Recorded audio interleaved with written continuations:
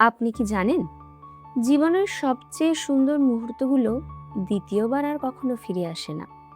হয়তো আজ সকালে আপনার পরিবারের সঙ্গে ব্রেকফাস্ট করলেন, বন্ধুর সঙ্গে যে হাসিটা ভাগ করে নিলেন, কিংবা এই মুহূর্তে আপনি যে ভিডিওটি দেখছেন, এসবের কোনোটি ঠিক একইভাবে আর কখনো ঘটবে না। আমরা প্রায় ভাবি, এটা তো প্রতিদিনই হচ্ছে, পরে আরো সময় পাবো। কিন্তু সত্যি কি তাই? যদি এই মুহূর্তটাই হয় সেই শেষ সুযোগ, যদি আজকের এই কথোপকথন, এই দেখা, এই অনুভূতি হয় একেবারে অনন্য। জাপানে একটি গভীর দর্শন রয়েছে, ইচিগো ইচিয়ে। এর অর্থ একটি মুহূর্ত, একটি সাক্ষাৎ, যা জীবনে মাত্র একবারই ঘটে।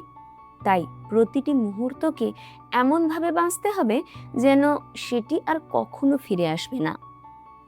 এই বই আমাদের শেখায়, সুখ কোনো ভবিষ্যতের গন্তব্য নয়, সুখ লুকিয়ে আছে বর্তমানের প্রতিটি ছোট্ট অভিজ্ঞতার মধ্যে। এক কাপ চায়ের উষ্ণতা, প্রিয়জনের সঙ্গে কয়েক মিনিটের গল্প, বৃষ্টির শব্দ কিংবা সূর্যাস্তের নীরব সৌন্দর্য, এই সবই জীবনের অমূল্য সম্পদ।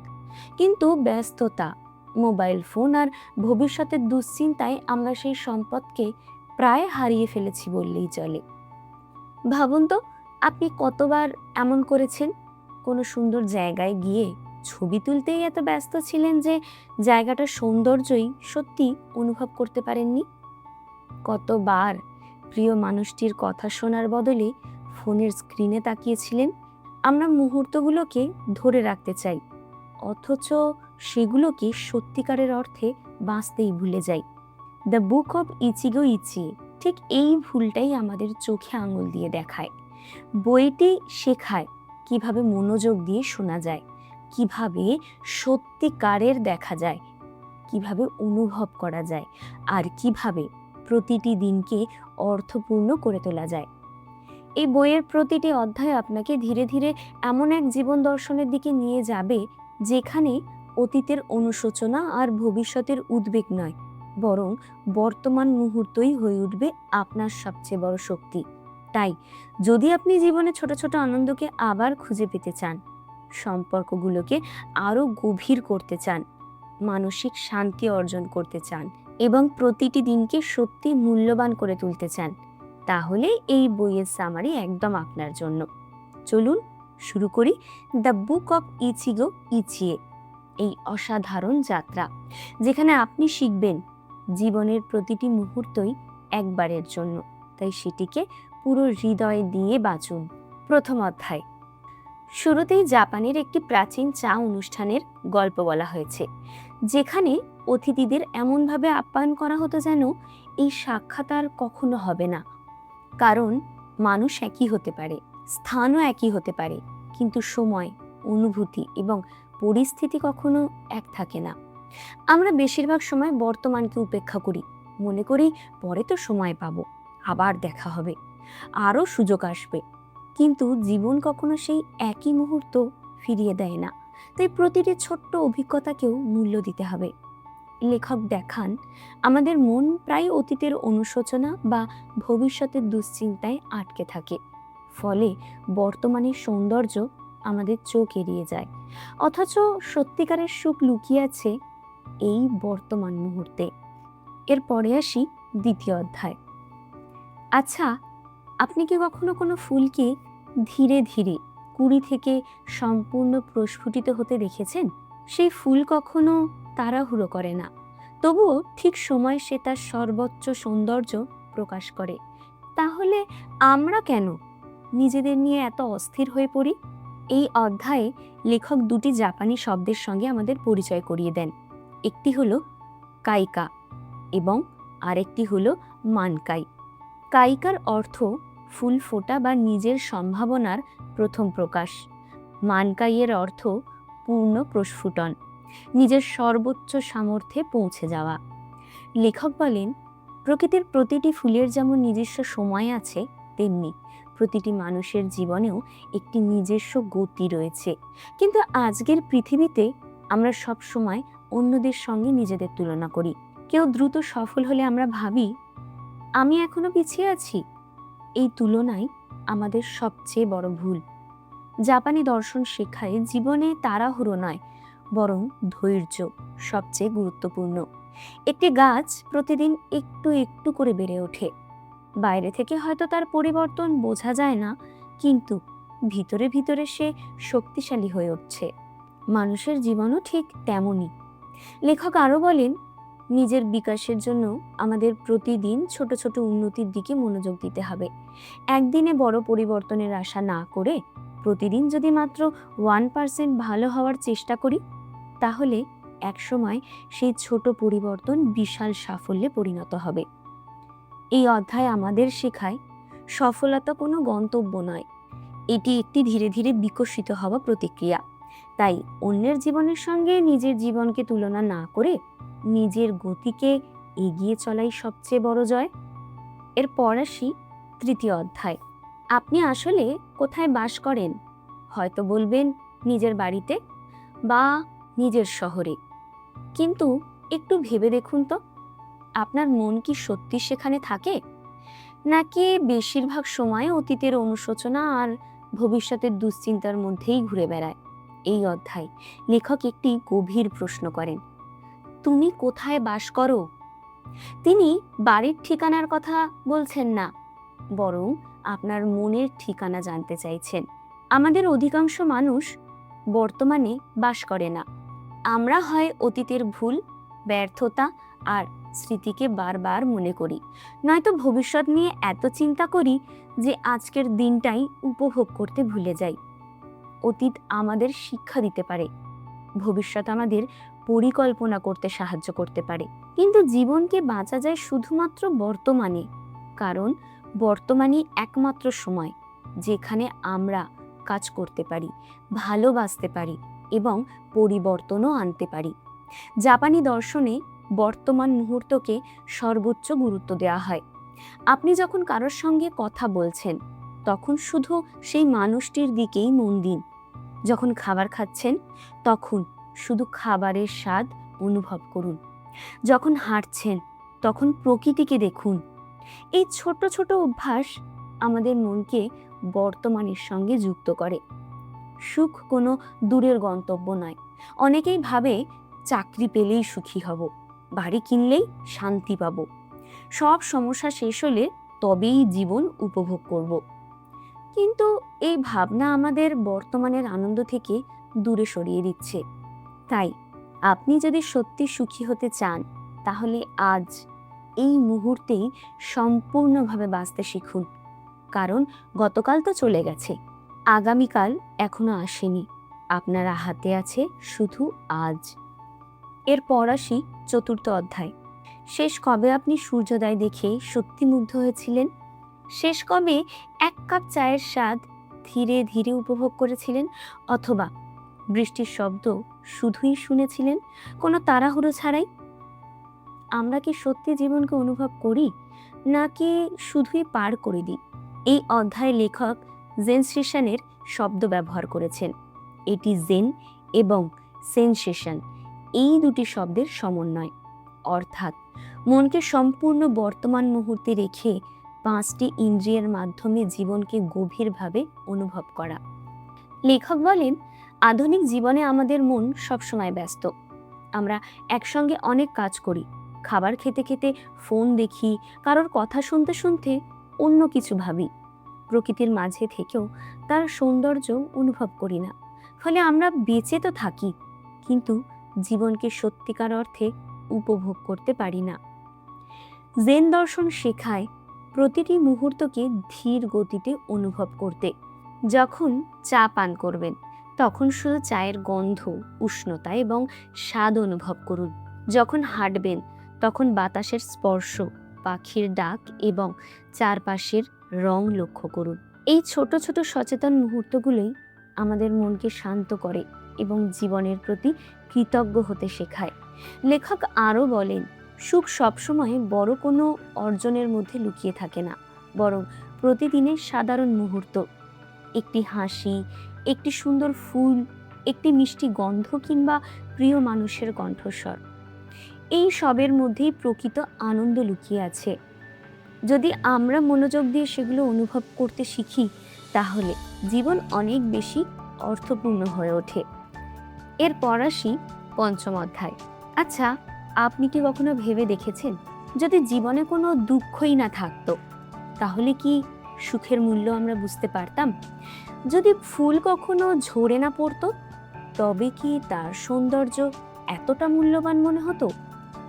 এই অধ্যায়ে জাপানি ও বৌদ্ধ দর্শনে দুটি গভীর ধারণা তুলে ধরা হয়েছে, যেটি হলো দুঃখা এবং মনো নো অ্যাওয়ার। দুঃখা অর্থ জীবনের অবশ্যম্ভাবী দুঃখ, অর্থপূর্ণতা এবং পরিবর্তন। আর মনো নো অ্যাওয়ার হলো এই উপলব্ধি যে পৃথিবীর সবকিছুই ক্ষণস্থায়ী, আর ঠিক এই ক্ষণস্থায়িত্বই তাদের আরো সুন্দর করে তোলে।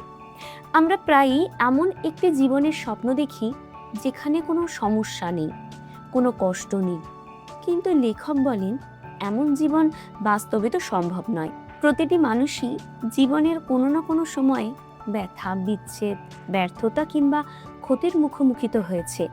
দুঃখকে এড়িয়ে যাওয়ার চেষ্টা না করে তাকে জীবনের একটি স্বাভাবিক অংশ হিসাবে গ্রহণ করাই হলো মানসিক শান্তির প্রথম ধাপ। জাপানে যখন চেরি ফুল ফোটে, মানুষ শুধু তার সৌন্দর্য দেখে না, তারা জানে এই ফুল কয়েকদিনের মধ্যেই ঝরে যাবে। আর এই অল্প সময়ের সৌন্দর্যই ফুলটিকে আরো মূল্যবান করে তোলে। আমাদের জীবন, সম্পর্ক এবং প্রতিটি আনন্দের মুহূর্ত ঠিক তেমনই, চিরস্থায়ী নয়, তাই এগুলোর মূল্য অনেক বেশি। আমরা যদি বুঝতে পারি যে সবকিছু একদিন বদলে যাবে, তাহলে আমরা বর্তমানকে আরো গভীরভাবে ভালোবাসতে শিখব, প্রিয় মানুষকে আরো বেশি সময় দেব, ছোট ছোট আনন্দকে অবহেলা করব না এবং প্রতিটি মুহূর্তের জন্য কৃতজ্ঞ থাকব। এরপর আসি ষষ্ঠ অধ্যায়। আপনি কি বিশ্বাস করেন মাত্র একটি মুহূর্ত আপনার পুরো জীবন বদলে দিতে পারে? একটি ফোন কল, একটি সিদ্ধান্ত, একটি হ্যাঁ কিংবা একজন অচেনা মানুষের সঙ্গে কয়েক মিনিটের কথোপকথন, এসবের মধ্যে হয়তো লুকিয়ে আছে আপনার ভবিষ্যৎ। এই অধ্যায় লেখক বোঝাতে চান, ভাগ্য কোনো অলৌকিক ঘটনা নয়, বরং অসংখ্য ছোট ছোট মুহূর্তের ফল। আমরা প্রায় ভাবি জীবনে বড় পরিবর্তন একদিন হঠাৎ করে আসে, কিন্তু বাস্তবে সেই পরিবর্তনের শুরু হয় একটি ছোট সিদ্ধান্ত বা একটি সাধারণ সাক্ষাৎ থেকে। জাপানি দর্শন ইচিগো ইচিয়ে আমাদের মনে করিয়ে দেয় প্রতিটি সাক্ষাৎই অনন্য, তাই কখন, কোথায়, কার সঙ্গে দেখা হবে এবং সেই দেখা আপনার জীবনকে কিভাবে বদলে দেবে তা আগে থেকে কেউই জানে না। অনেক মানুষ জীবনের গুরুত্বপূর্ণ সুযোগ হারিয়ে ফেলে শুধু এই ভেবে যে আরেকদিন করব বা আবারও তো সুযোগ আসবে, কিন্তু বাস্তবতা হলো কিছু সুযোগ জীবনে মাত্র একবারই আসে, তাই প্রতিটি মুহূর্তকে গুরুত্ব দিয়ে গ্রহণ করতে হবে। এই অধ্যায়ে আরো বলা হয়েছে, আমরা ভবিষ্যৎকে নিয়ন্ত্রণ করতে তো পারি না, কিন্তু বর্তমান মুহূর্তে নেওয়া সিদ্ধান্তকে নিয়ন্ত্রণ করতে পারি। আজকের একটি ভালো অভ্যাস, একটি আন্তরিক কথা, একটি সাহসী পদক্ষেপ বা একটি নতুন শিক্ষা, এই সবই ভবিষ্যতের সাফল্যের ভিত্তি তৈরি করে। যখন আমরা সম্পূর্ণ মনোযোগ দিয়ে বর্তমানকে গ্রহণ করি, তখনই আমরা নতুন সুযোগকে চিনতে পারি।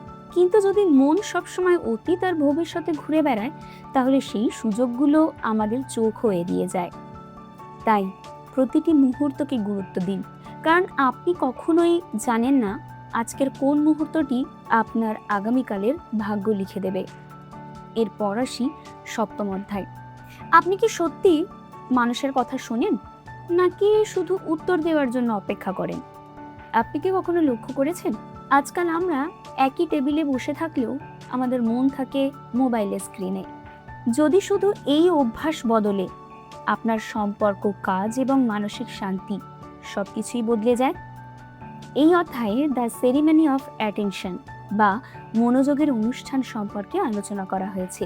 জাপানের ঐতিহ্যবাহী চা অনুষ্ঠান, চা বানানো, চা পরিবেশন করা, কাপ হাতে নেওয়া অত্যন্ত ধীর, সচেতন এবং পূর্ণ মনোযোগের সঙ্গে করা হয়। সেখানে কোনো তাড়াহুড়ো নেই, কোনো বিভ্রান্তি নেই, কারণ প্রতিটি মুহূর্তকে পবিত্র বলে মনে করা হয়। আমাদের জীবনের সবচেয়ে বড় সমস্যা হলো মনোযোগের অভাব। আমরা একসঙ্গে অনেক কাজ একসাথে করতে গিয়ে কোনো কাজই পুরো মন দিয়ে করতে পারি না। কারোর সঙ্গে কথা বলতে বলতে ফোন দেখি, খেতে খেতে টিভি দেখি, কাজ করতে করতে সোশ্যাল মিডিয়া স্ক্রল করি। ফলে আমরা কোনো মুহূর্তকেই সম্পূর্ণভাবে উপভোগ করতে পারি না। ইচিগো ইচাই দর্শন শেখায়, যখন যা করছেন শুধু সেটাই করুন। যদি পরিবারের সঙ্গে সময় কাটান, তাহলে পুরো মনোযোগ দিয়ে তাদেরকেই সময়টা দিন। যদি বই পড়েন, তাহলে শুধুই বই পড়ুন। যদি চা পান করেন, তাহলে চায়ের স্বাদ, গন্ধ এবং উষ্ণতা অনুভব করুন। মনোযোগ হলো ভালোবাসার একটি রূপ। আপনি যখন কাউকে সম্পূর্ণ মন দিয়ে শুনছেন, তখন আপনি তাকে বোঝাচ্ছেন যে সে আপনার কাছে কতটা গুরুত্বপূর্ণ। এই ছোট্ট অভ্যাস সম্পর্ককে আরো গভীর এবং আন্তরিক করে তোলে। আজকের ডিজিটাল যুগে মনোযোগ ধরে রাখা কঠিন হলেও অসম্ভব কিন্তু নয়। প্রতিদিন কিছু সময় মোবাইল দূরে রেখে একসময় একটি কাজ করার অভ্যাস করে তুললে মন আরো শান্ত হবে এবং জীবনের ছোট ছোট আনন্দগুলো আবার অনুভব করতে পারবেন। তাই যখন আমরা মনোযোগ দিয়ে বাঁচতে শিখি, তখনই সাধারণ মুহূর্তগুলো অসাধারণ হয়ে ওঠে। কারণ যেখানে মনোযোগ আছে, সেখানেই জীবনের প্রকৃত সৌন্দর্য ফুটে ওঠে। এরপরে আসি অষ্টম অধ্যায়। আপনি কি সত্যিই মানুষের কথা শোনেন, নাকি তারা কথা বলার সময়ই মনে মনে নিজের উত্তর তৈরি করতে থাকেন?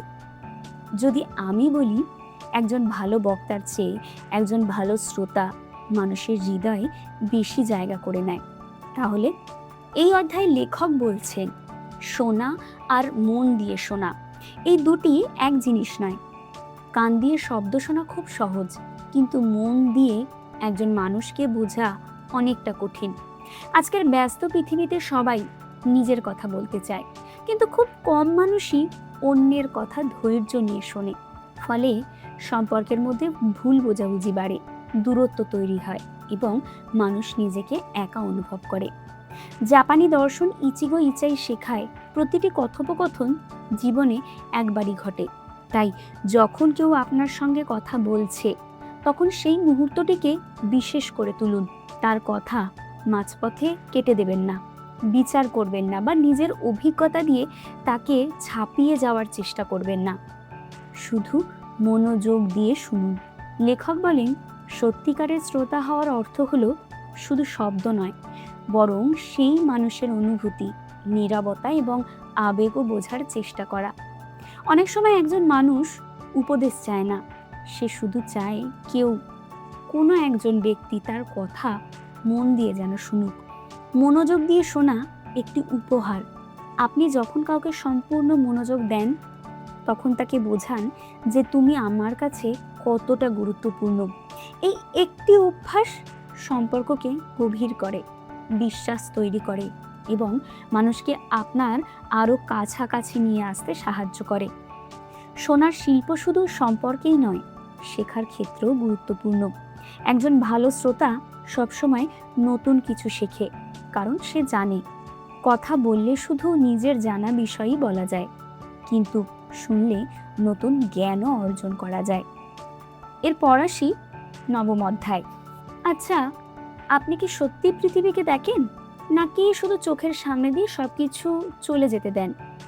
প্রতিদিন যে সূর্য ওঠে, যে ফুল ফোটে, যে মানুষগুলো আপনার পাশে থাকে, আপনি কি তাদের নতুন করে দেখার চেষ্টা করেন? যদি শুধু দেখার অভ্যাস বদলে যায়, তাহলে আপনার পুরো জীবন বদলে যেতে পারে। এই অধ্যায়ে লেখক বলেছেন, চোখ দিয়ে দেখা আর মন দিয়ে দেখা একই জিনিস নয়। আমরা প্রতিদিন অসংখ্য দৃশ্য দেখি, কিন্তু খুব কম জিনিসই সত্যিকারে লক্ষ্য করি, কারণ আমাদের মন সব সময় ব্যস্ত, কখনো অতীতে, কখনো ভবিষ্যতে। এই বইটি শেখায় প্রতিটি মুহূর্ত নতুন, তাই একই জায়গা, একই মানুষ বা একই দৃশ্য প্রতিদিন নতুন কিছু শেখাতে পারে। যদি আমরা সচেতনভাবে দেখতে শিখি, তাহলে জীবনের সাধারণ জিনিসেও অসাধারণ সৌন্দর্য খুঁজে পাব। লেখক একটি ছোট্ট উদাহরণ দেন। একটি শিশুকে দেখুন, সে একটি প্রজাপতি, একটি পাতা বা বৃষ্টির ফোঁটা দেখেও বিস্মিত হয়, কারণ সে কোনো পূর্ব ধারণা নিয়ে দেখে না। কিন্তু বড় হওয়ার সঙ্গে সঙ্গে আমরা কৌতূহল হারিয়ে ফেলি, সব কিছুকে স্বাভাবিক ভেবে আর গভীরভাবে দেখি না। এই অধ্যায়ে আমাদের শেখায় প্রতিদিন কিছু সময় নিয়ে চারপাশকে নতুন চোখে দেখুন। আকাশের রং, গাছের পাতা, মানুষের হাসি কিংবা একটি সূর্যাস্ত, এই সবের মধ্যেই জীবনের সৌন্দর্য লুকিয়ে আছে। লেখক আরও বলেন, মানুষকেও নতুন দৃষ্টিতে দেখতে হবে। আমরা প্রায়ই কাউকে তার অতীত বা প্রথম ধারণা দিয়ে বিচার করি, কিন্তু প্রতিটি মানুষ প্রতিদিন বদলায়, তাই তাকে নতুনভাবে দেখার সুযোগ দিন। এরপর আসি 10ম অধ্যায়। শেষ কবে আপনি খালি পায়ে ঘাসের ওপর হেঁটেছেন? শেষ কবে প্রিয় মানুষটির হাত ধরে শুধু সেই স্পর্শটুকু অনুভব করেছেন? আজকের ডিজিটাল যুগে আমরা হাজারো মানুষের সঙ্গে সংযুক্ত, কিন্তু সত্যিকারের স্পর্শ থেকে যেন প্রতিদিন আরও দূরে সরে যাচ্ছি। স্পর্শ শুধু একটি শারীরিক অনুভূতি নয়, এটি মানুষের সঙ্গে, প্রকৃতির সঙ্গে এবং নিজের মনের সঙ্গে সংযোগ তৈরি করার একটি শক্তিশালী মাধ্যম। ইচিকেও ইচিয়ের দর্শন বলে, প্রতিটি স্পর্শই অনন্য। আজ আপনি যে মানুষটির হাত ধরছেন, যে গাছের গায়ে হাত রাখছেন, বা যে বাতাস আপনার মুখে লাগছে, ঠিক একইভাবে সেই মুহূর্ত আর কখনো ফিরে আসবে না। লেখক বলেন, আধুনিক জীবনে আমরা স্ক্রিনকে বেশি স্পর্শ করি, কিন্তু মানুষকে কম। অথচ একটি আন্তরিক কর্মর্দন, একটি আলিঙ্গন কিংবা স্নেহ ভরা একটি স্পর্শ মানুষের মনের নিরাপত্তা, ভালোবাসা এবং বিশ্বাসের অনুভূতি জাগিয়ে তোলে। শুধু মানুষের স্পর্শই নয়, প্রকৃতির স্পর্শও আমাদের শান্ত করে। গাছের ছাল স্পর্শ করা, মাটিতে খালি পায়ে হাঁটা, ঠান্ডা জল ছোঁয়া অনুভব করা, এই সব আমাদের বর্তমান মুহূর্তে ফিরিয়ে আনে এবং মানসিক চাপ কমাতেও সাহায্য করে। লেখক আরও বলেন, প্রতিদিনের সাধারণ কাজগুলো স্পর্শের মাধ্যমে সচেতনভাবে করা যায়। যেমন 1 কাপ চা হাতে নেওয়ার সময় তার উষ্ণতা অনুভব করুন, বইয়ের পাতার স্পর্শ অনুভব করুন, অথবা বৃষ্টির ফোঁটা হাতে পড়ার অনুভূতি উপভোগ করুন। এতে মন বর্তমানের সঙ্গে আরও গভীরভাবে যুক্ত হয়।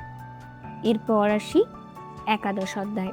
শেষ কবে আপনি কোনো খাবারের প্রতিটি কামড় ধীরে ধীরে উপভোগ করেছেন, নাকি প্রতিদিন মোবাইল স্ক্রল করতে করতে বা টিভি দেখতে দেখতে বা তাড়াহুড়ো করে খাওয়া শেষ করে? যদি আমি বলি, শুধু খাবার খাওয়ার অভ্যাস বদলালেই আপনার জীবন আরও শান্ত, সচেতন এবং আনন্দময় হয়ে উঠতে পারে। এই অধ্যায়ে বলা হয়, খাওয়া শুধু পেট ভরানোর জন্য নয়, এটি বর্তমান মুহূর্তকে অনুভব করার একটি শিল্প। জাপানি সংস্কৃতিতে খাবারকে গভীর শ্রদ্ধার সঙ্গে গ্রহণ করা হয়। প্রতিটি খাবারের পেছনে কৃষকের পরিশ্রম, প্রকৃতির দান এবং অনেক মানুষের অবদান রয়েছে। তাই খাবার খাওয়ার আগে কৃতজ্ঞতা প্রকাশ করা এবং ধীরে ধীরে প্রতিটি স্বাদ উপভোগ করা একটি গুরুত্বপূর্ণ অভ্যাস। আজকের ব্যস্ত জীবনে আমরা প্রায়ই বুঝতে পারি না কি খাচ্ছি। কয়েক মিনিটের মধ্যে খাবার শেষ করে ফেলি, কারণ আমাদের মন থাকে ফোনে, টিভিতে বা অন্য চিন্তায়। ফলে আমরা খাবারের প্রকৃত স্বাদই পাই না। আমরা বর্তমান মুহূর্ত থেকেও বিচ্ছিন্ন হয়ে পড়ি।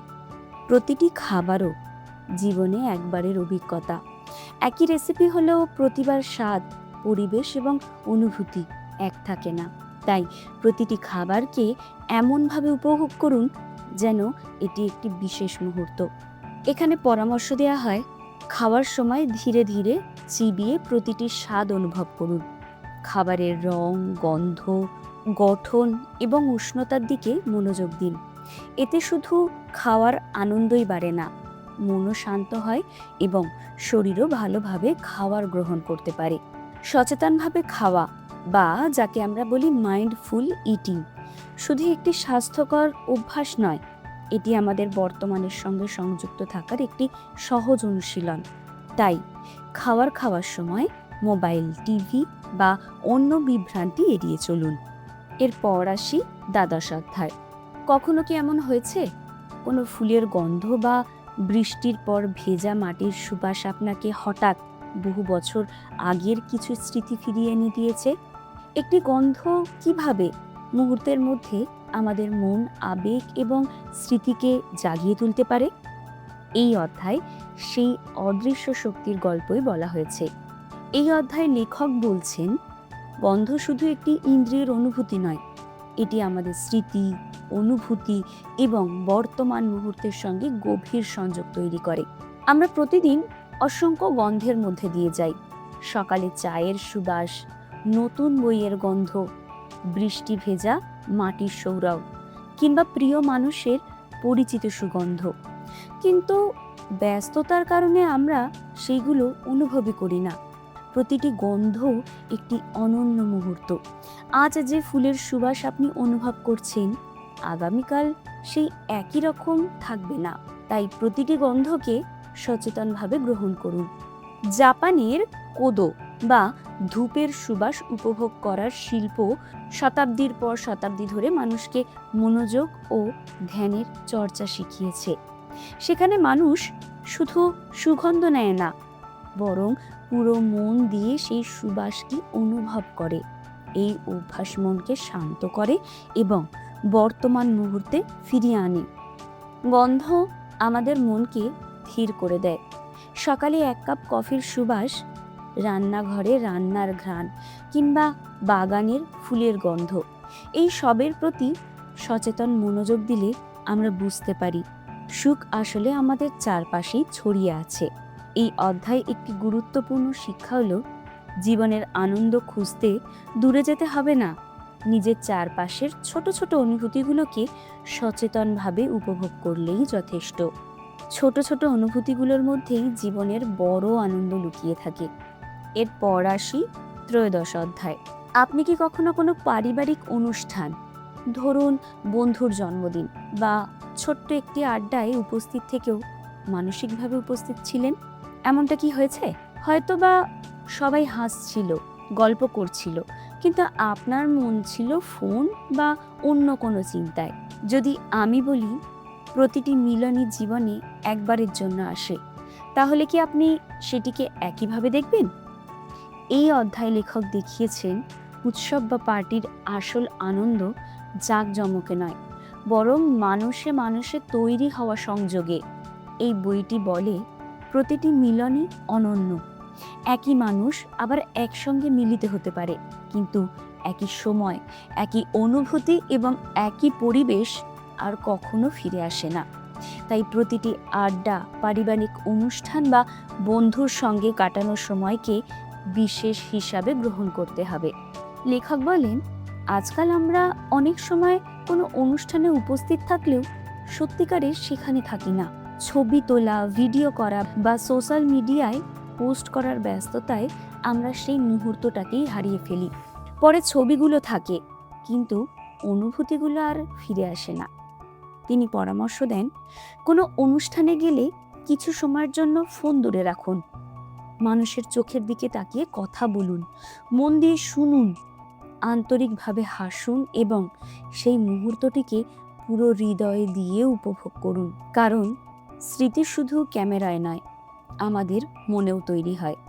লেখক আরও বলেন, বড় অনুষ্ঠানই শুধু মূল্যবান নয়, পরিবারের সঙ্গে একসঙ্গে রাতের খাবার খাওয়া, বন্ধুদের সঙ্গে এক কাপ চা কিংবা সন্তানের সঙ্গে কয়েক মিনিট খেলা, এই সব ছোট ছোট মিলনও জীবনের সবচেয়ে বড় উৎসব হতে পারে, তবে যদি আমরা সেগুলোকে মন দিয়ে উপভোগ করি।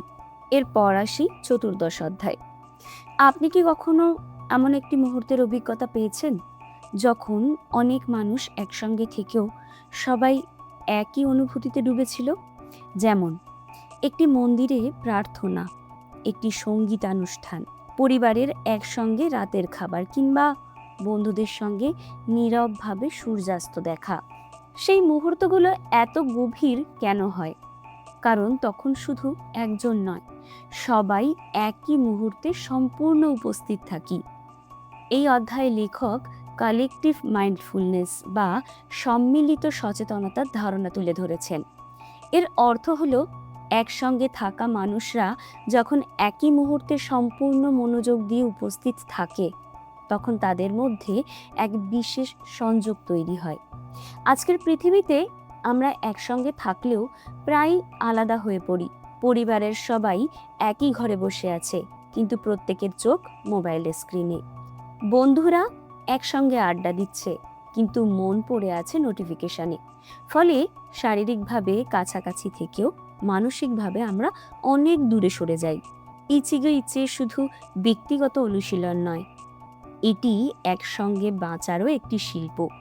যখন একটি পরিবার একসঙ্গে খায়, যখন বন্ধুরা মন খুলে গল্প করে, যখন সহকর্মীরা একে অপরকে মন দিয়ে শোনে, তখন সেই মুহূর্তগুলো সাধারণ থাকে না, অসাধারণ হয়ে ওঠে। একটি দলের শক্তি শুধু মানুষের সংখ্যা নয়, বরং তাদের মনোযোগের ঐক্য। যদি সবাই একই উদ্দেশ্যে, একই অনুভূতিতে এবং একই সম্মান নিয়ে একসঙ্গে থাকে, তাহলে সম্পর্ক আরও গভীর হয় এবং বিশ্বাস আরও শক্তিশালী হয়। লেখক পরামর্শ দেন, প্রতিদিন অন্তত কিছু সময় এমনভাবে কাটান যেখানে সবাই ফোন দূরে রেখে শুধু একে অপরের সঙ্গে সময় কাটাবে। একসঙ্গে খাওয়া, কথা বলা, খেলা বা নীরবে বসে থাকা, এসব ছোট্ট অভ্যাস সম্পর্ককে নতুন প্রাণ দেয়। এরপর আসি পঞ্চদশ অধ্যায়। আপনার শরীর এখন এই মুহূর্তে আছে, কিন্তু আপনার মনটা কোথায়? গতকাল কোনো ভুলে, নাকি আগামীকালের কোনো দুশ্চিন্তায়?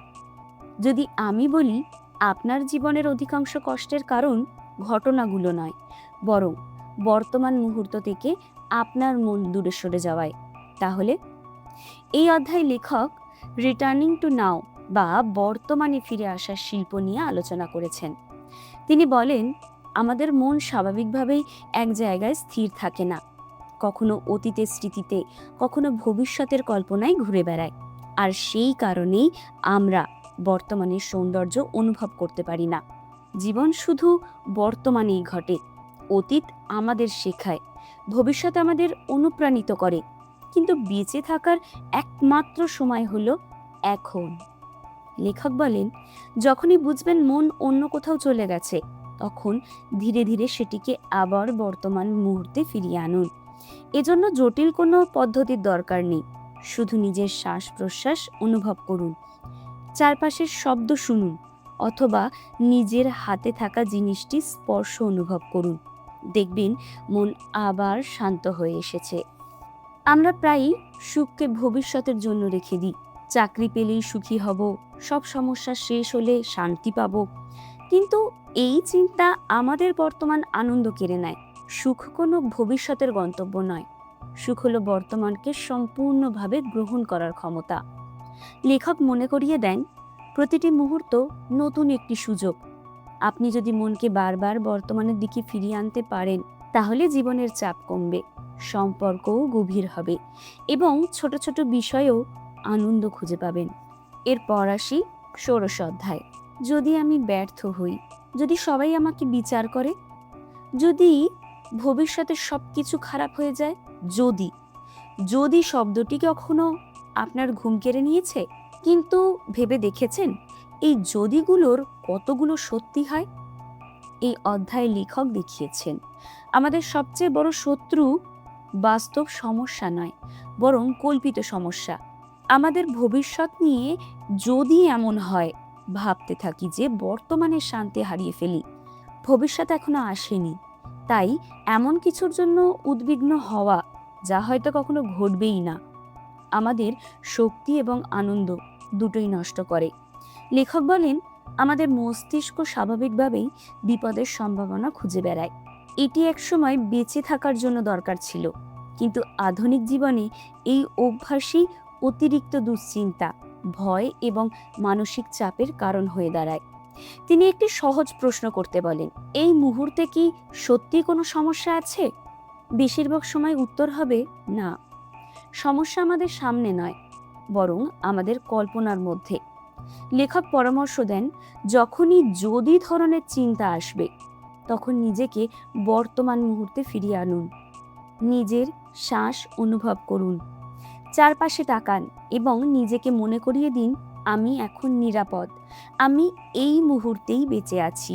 তিনি আরও বলেন, ভবিষ্যতের জন্য পরিকল্পনা করা ভালো, কিন্তু ভবিষ্যৎ নিয়ে ভয় পাওয়া ভালো নয়। পরিকল্পনা আপনাকে এগিয়ে নিয়ে যায়, আর অকারণ দুশ্চিন্তা আপনাকে থামিয়ে দেয়। তাই বাস্তবতার ওপর মনোযোগ দিন, কল্পনার ওপর নয়। এরপর আসি সপ্তদশ অধ্যায়।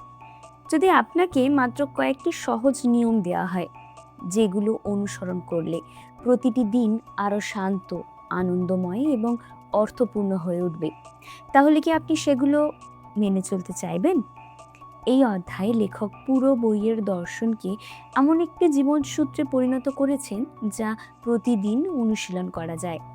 এই অধ্যায়ে লেখক ইচিগো ইচিয়ে ফর্মুলা বা ইচিগো ইচিয়ে জীবনসূত্র তুলে ধরেছেন।